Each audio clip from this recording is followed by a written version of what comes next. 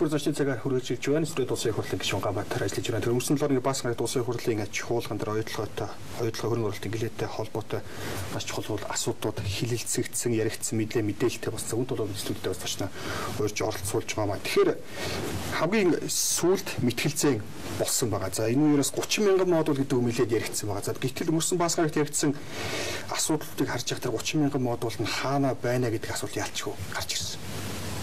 Яг вэ тэр залуу надтай мэтгэлцээ хийсэн тэр залуу маань урдгай маань хүлээж аваад ирсэнд нь би их баярлдаг. Монголчууд бид бие биенээ хэмлэхээс илүү тэр залуугийн цаана байгаа шаардлагатай хүн рүү би ярьж санаа бодлоо ойлгуулах нь чухал.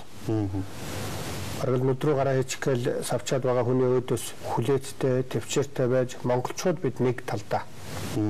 Бид асуудлыг ойлголцож чаддаг гэдгээ харуулах нь сая үзэж байгаа ахын дүүстэй одоо хүрэх гол санаа шүү дээ. Тэгэхгүй тэн дээр чинь тэгэл хинэнийхээ мууг үзэх вэ гэдэг уралдаан зарлчих юм бол яг л энийг гадаадын хөрөнгө оруулагчид хүсдэг. Африкт хөрөнгө оруулалт хийсэн маш олон одоо хөрөнгө оруулагчид бүгдээрээ биш л дээ. Ихэнх нь эхлээд хуурж агаад маш муу гэрээ байгуулчаад дараа нь муу гэрээ байна гэдээ хоорондоо ингээд ярилцахад нь аль болохоор хэрүүл болгож зарим оронд бол бүр иргэний дан болгож ингээд самуурч байх хооронд нь ар хударгаар нь хамаг баялагын одоо зовчууд гаргадаг. Тэгээд тэндээс олсон ашгаараа буцаагаад бурхны дүрээр 5-10% нь одоо тусламж юм уу эсвэл одоо хүүхдүүд нь бэлэг авч өгч ингэж одоо сүм юм барьж өгч ингэж баярлуулдаг. Ийм утгагүй модель байдаг. Бид бол